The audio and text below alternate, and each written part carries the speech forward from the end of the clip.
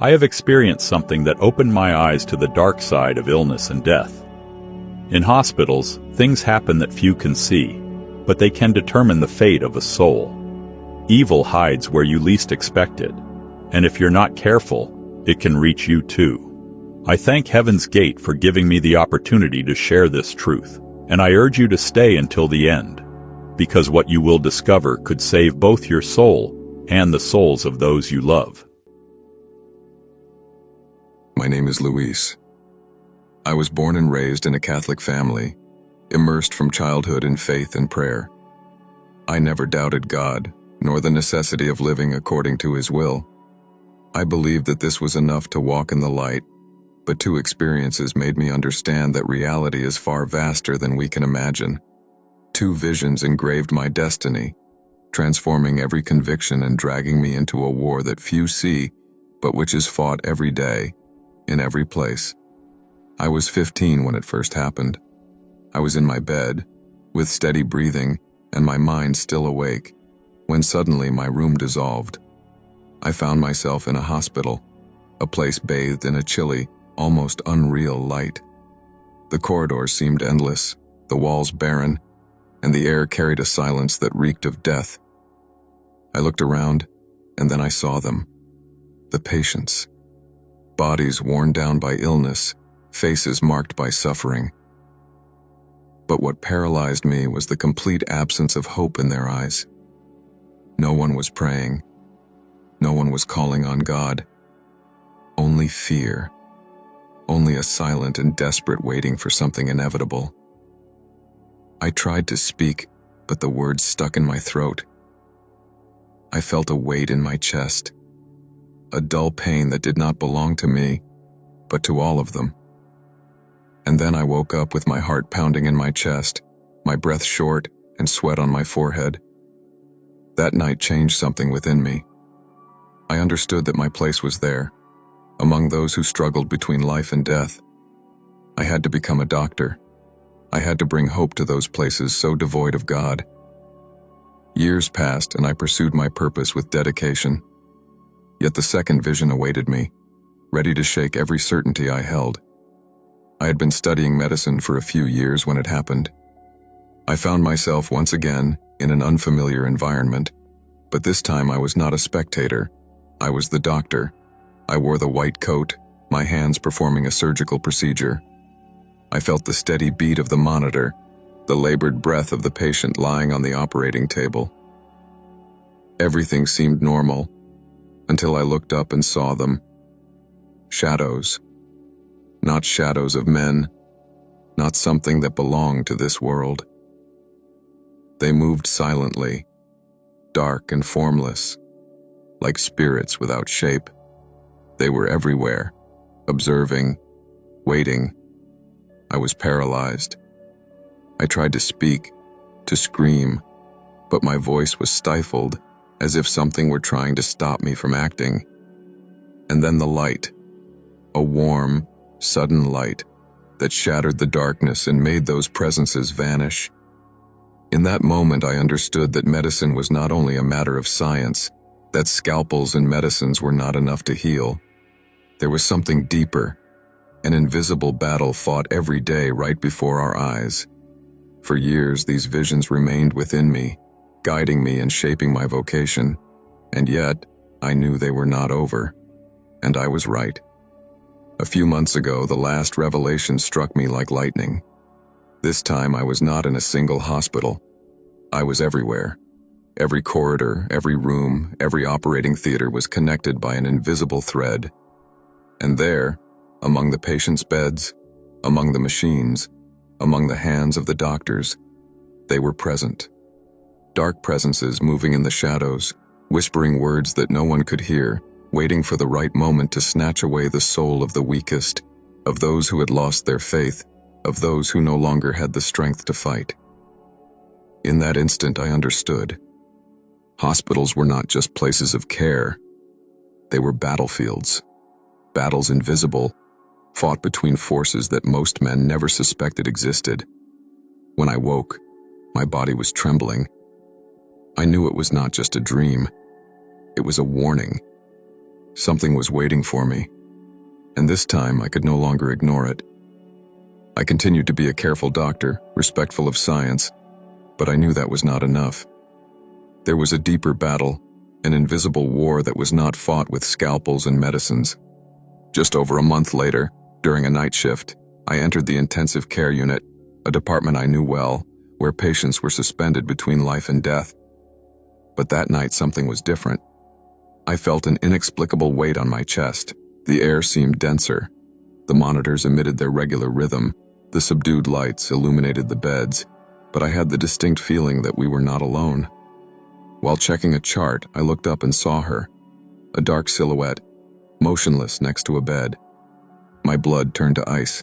She was neither a doctor nor a nurse. I squinted, but in an instant the figure vanished. A trick of the light? Fatigue? Yet the sense of oppression lingered. I moved closer to the bed. The patient, a 60-year-old man, had been in a coma for weeks. His vital signs were stable, but his face was drawn, as if he were fighting an invisible battle. I leaned in. I noticed that his eyes, closed for days, were moving rapidly beneath his eyelids, as if tormented by something from which he could not escape. A shiver ran through me. My vision returned. The presences in the hospitals, the shadows beside the beds of the ill. Science spoke of dreams, of residual brain activity.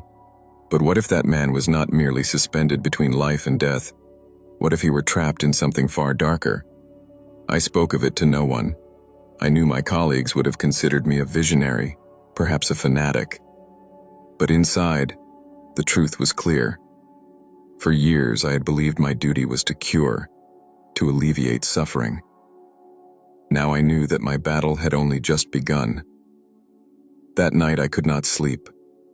The image of the dark figure, the patient's troubled eyes in his coma, the inexplicable weight on my chest, everything tormented me.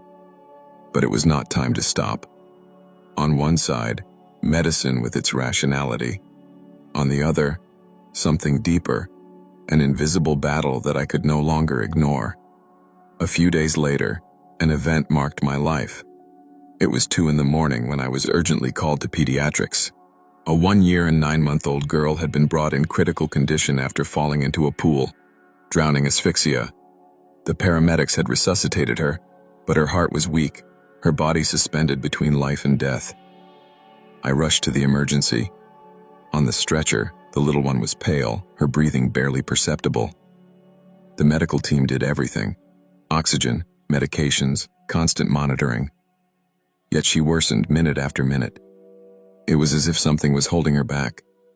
I tried to focus on the science, but then a nurse whispered, "Doctor, look at the little girl." I looked up and my blood ran cold. The little girl still had her eyes closed, her body motionless, but her face had changed. An expression of pure terror had painted itself across her features, her mouth slightly open, as if she were trying to scream. A shiver ran through me. This was not normal. No patient in such a condition reacted this way. I moved closer, thinking perhaps it was a reflex, an involuntary movement. But deep inside I knew the truth. Suddenly the monitors began beeping. The girl's heartbeat collapsed. The nurses prepared for resuscitation, but I couldn't tear my eyes away. She wasn't just dying, she was fighting. The machines continued beeping in an anguished crescendo as her parameters plummeted relentlessly. The nurses moved in a whirlwind of rapid actions, administering adrenaline, increasing oxygen, performing chest compressions, yet nothing seemed to work. I felt sweat trickling down my back, my breath growing labored not only from the tension of the situation, but from something deeper, an invisible oppression constricting my chest and making the room's air dense, almost unbreathable. Then I saw her, an indistinct, formless shadow, motionless next to the girl's bed, a dark presence that no one else seemed to notice, as if it had always been there, waiting. My heart raced, and for a moment I felt paralyzed, torn between the terror of what I was witnessing and the rationality that demanded I focus on the science and the maneuvers that might save that fragile life. Yet I knew it was not merely a medical crisis, not simply a cardiac arrest. There was something else, something that did not belong to the visible world, a force that seemed determined to keep that little girl trapped between life and death. As the nurses continued their desperate work, I began to pray inwardly, silently, without uttering a sound and without diverting my hands from what needed to be done. In silence, with my heart pounding, I invoked the name of Jesus, asking for his presence, his intervention, his light in that room suffocating with shadow. Every beat of my heart became a plea, every breath a call to his authority. And the more I prayed, the more I felt something shift, as if an invisible weight were beginning to lift. Then it happened. The monitor, which moments earlier had been tracing an almost flat line, suddenly registered a beat, then another and another, weak, irregular, but present. The nurses paused for a moment, incredulous, then resumed their work with renewed hope, while inside me a certainty took hold, unshakable and absolute. It hadn't been just a coincidence, nor was it only the work of medicine. Something had tried to take that little girl away, but it had failed. The room seemed lighter, the oppression vanished, the shadow was gone. But I knew it wouldn't be the last time. I knew the battle was not over. I left the room with a heavy heart, unable to shake the feeling that the presence hadn't truly departed. As I walked down the corridor illuminated by cold artificial light, I tried to rationalize, to convince myself that it was only fatigue, that my mind was conjuring non-existent connections. But deep inside, I knew the truth. It wasn't over. The next day, while reviewing some clinical charts in my office, a call from the nursing station made me jump. The little girl was improving rapidly, her parameters clearly recovering, her breathing more stable, yet something was troubling the nurses. When I asked for an explanation, the voice on the other end hesitated before replying, "It's the grandmother. She's been here since this morning." A seemingly innocuous phrase, but the nurse's tone put me on alert. "What do you mean?" I asked, striving to remain calm. After a brief pause, the reply came in a lower, uncertain tone. "She arrived without warning. She insisted on being alone with the little girl. When we entered, we found her with a yellow handkerchief draped over the child, whispering something under her breath." A shiver ran down my spine. "Where is she now?" I asked. "She's still there with the little one. We don't know if we should intervene." I sprang to my feet, my heart racing as I left my office with determined steps. Every fiber of my being urged me to reach that room as soon as possible.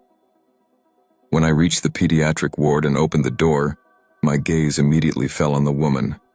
She was bent over the bed, her hand tightly gripping the delicate wrist of her granddaughter. Her clothes were simple, yet there was something unsettling about her. Her face was tense, her gaze fixed on the little girl's motionless body, as if she saw something others could not perceive. I advanced cautiously, studying the scene. The little girl, who until a few hours earlier had seemed to be recovering, now looked pale once again, her breathing barely perceptible. It was as if she were slipping back into that state of invisible struggle I had witnessed the night before. The woman lifted her eyes and met my gaze. Instantly, I felt an overwhelming discomfort, an inexplicable chill that shot through my body. Her eyes were unnervingly fixed, as if she were scrutinizing me. After a moment of silence, her low, almost whisper-like voice broke the tension. "Doctor, don't worry. I'm only protecting my granddaughter." Those words should have reassured me, but the tone in which they were spoken had the opposite effect. I lowered my eyes and saw the yellow handkerchief still clutched in her hand, a worn fabric that seemed imbued with something indefinable. I took a deep breath, striving to maintain control. "Ma'am, I understand your concern, but for now the little girl only needs medical care. We should let her rest." The woman stared at me for a long moment, then rose with a slow, almost unnatural movement, as if she were not the least bit disturbed by my presence. Her gaze remained fixed on me as she calmly folded the handkerchief and tucked it into her bag. Then, with a barely perceptible smile, She uttered words that made my blood run cold. "You see, don't you?" I stood motionless, my heart seeming to stop for a moment. She said nothing more. Without taking her eyes off mine, she turned and left the room, leaving me there, alone, beside the little girl, still marked by an unsettling tension. I knew that this woman was not there solely out of love for her granddaughter. She knew something, and above all, she knew of me. I stayed by the little girl's bedside, my breathing still uneven after the encounter with her grandmother. Those words, "You see, don't you?" continued to echo in my mind, laden with a meaning that still eluded me. I looked at the small body on the bed. It was stable, yet its face lacked the serenity of one who is recovering. Its clenched fists seemed to hold an invisible tension, as if even in sleep it remained alert. Then I noticed the mark. On the wrist, exactly where the woman had held it, the skin appeared reddened, slightly darkened in the center, almost like a subtle burn. I gently touched that strange trace, feeling that the skin was warmer than the surrounding area. I took a wad of damp cotton and tried to clean it, but the mark remained, as if engraved beneath the skin rather than on its surface. The little girl moved. A slight, almost imperceptible tremor, yet enough to make me hold my breath. Her lips tightened. Her body gave a small spasm, as if she were experiencing a pain that did not belong to the flesh, but to the soul. I searched the room for a nurse, someone to confirm what I was witnessing, but the room was empty. I was alone with her, and with the weight of what I felt growing within me. Running a hand through my hair, I tried to rationalize. Think scientifically, there's always an explanation. Yet the more I observed that mark, the more I sensed that medicine alone could not explain what was happening. I turned toward the door, wondering if the grandmother had truly left, or if she was still waiting, hidden in the shadows, leaving behind something unfinished. I looked again at the small mark on the little girl's wrist. It wasn't just a bruise, it was a brand. And I knew that the battle was not over. For the first time in my career, I was certain that the true enemy was not a disease. It was something far darker.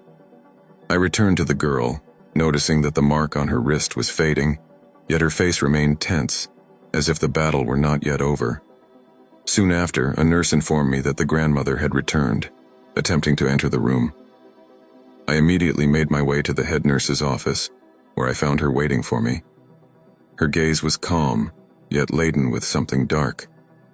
"You don't understand, doctor. I must see her," she said. I maintained my composure and explained that the little girl was improving and that the grandmother needed to leave.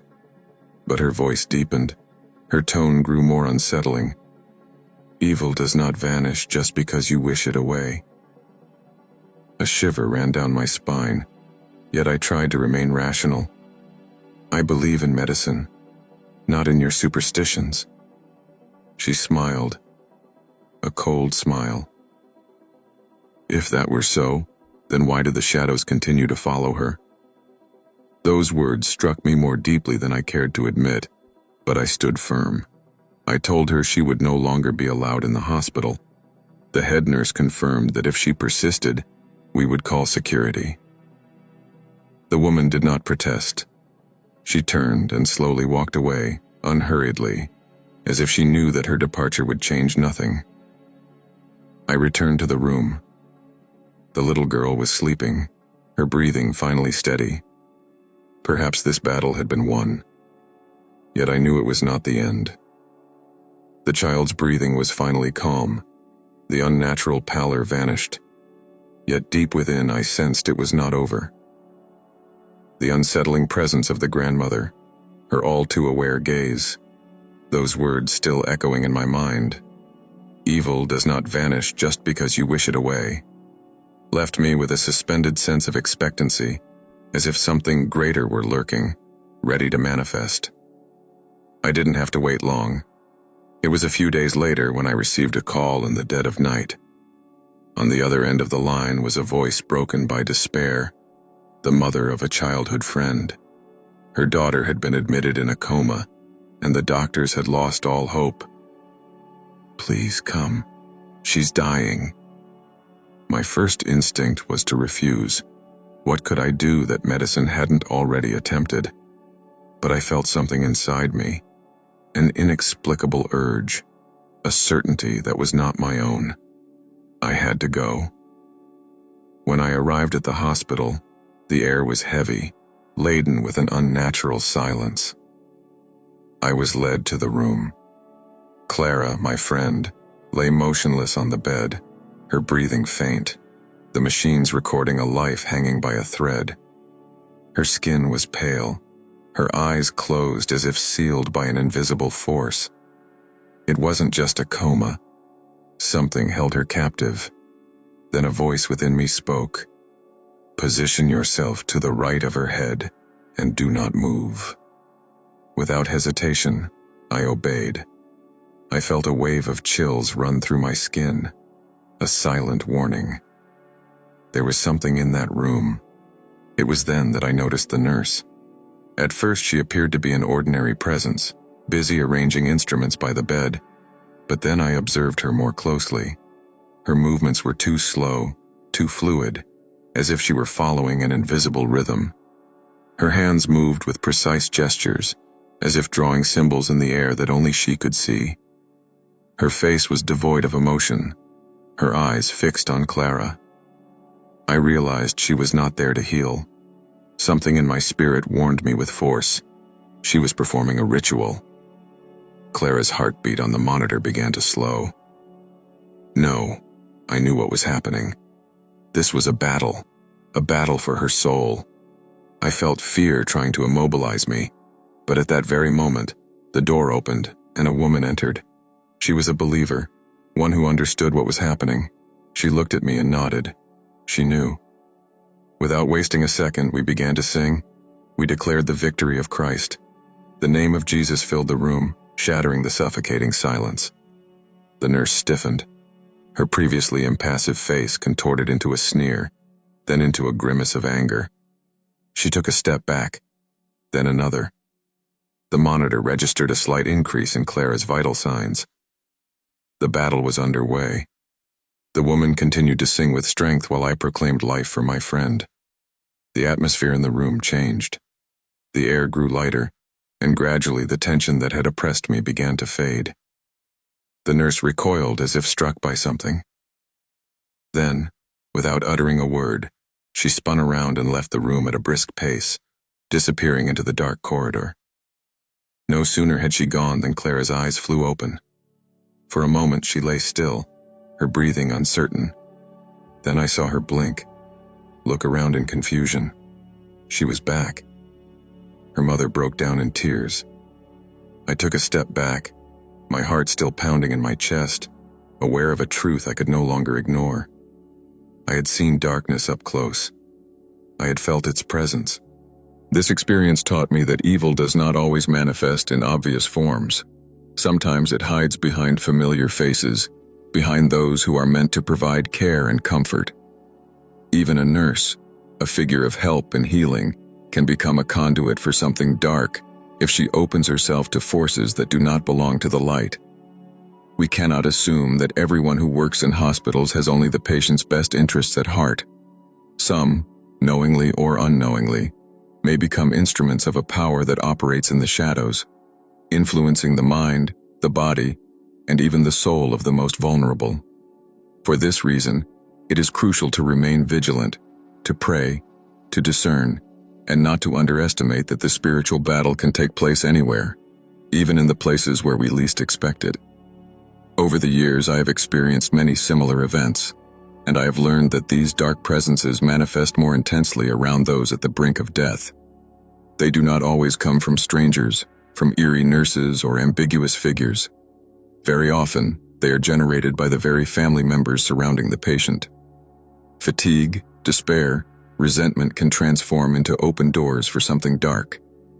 I have seen relatives who, even without realizing it, projected negative energy onto the patient, as if their exasperation and desire to end the suffering materialized into real forces, into shadows that fed on that emotion. And I have learned to see them. I have learned to recognize them in fleeting glances, in words spoken with too much resignation, in silences laden with an invisible weight. I have seen patients deteriorate not solely because of their condition, but due to the burden imposed upon them by those around them, almost pushing them to give up. I have seen people wither not only because of the disease, but because someone close to them was slowly extinguishing their spirit without even realizing it. And I have learned to drive them away. You cannot simply tell a son, a spouse, a sibling, you are the problem. But you can protect the patient.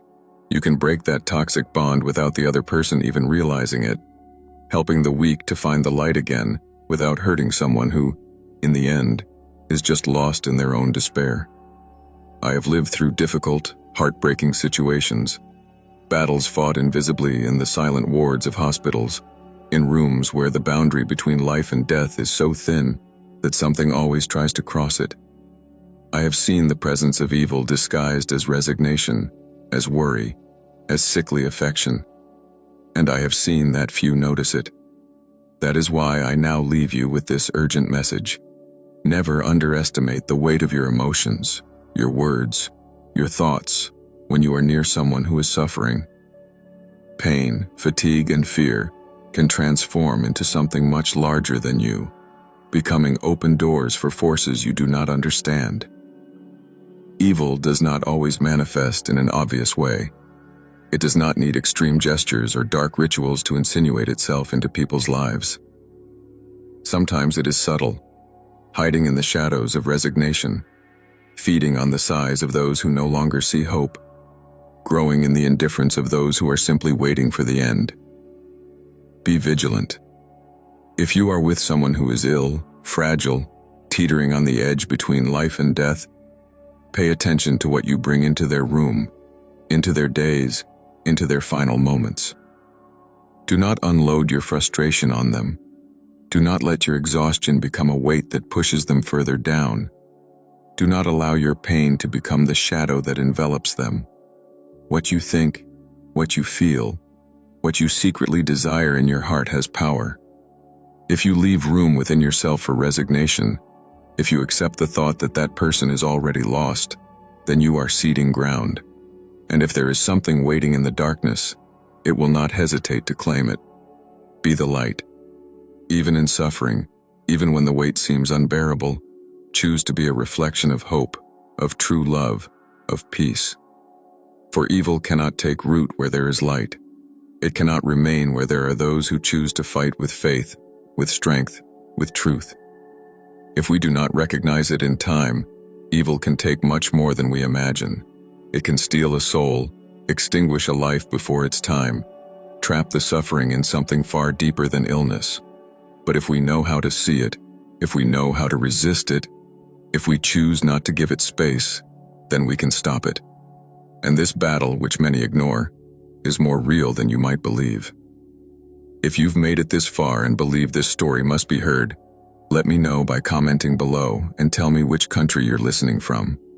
But most importantly, don't stay silent. What you've learned today can save those you love. Share this story with as many people as possible. Family, friends, anyone who needs to know the truth. Do it for them, before it's too late. Before you go, I need to ask you something important. We live in a world full of information on how to live better, but how many of these truly help us secure our place in eternity? The guide, How to Secure Your Place in the Kingdom of Heaven and Avoid Hell, offers you a clear and practical path to live as a true Christian and achieve eternal peace.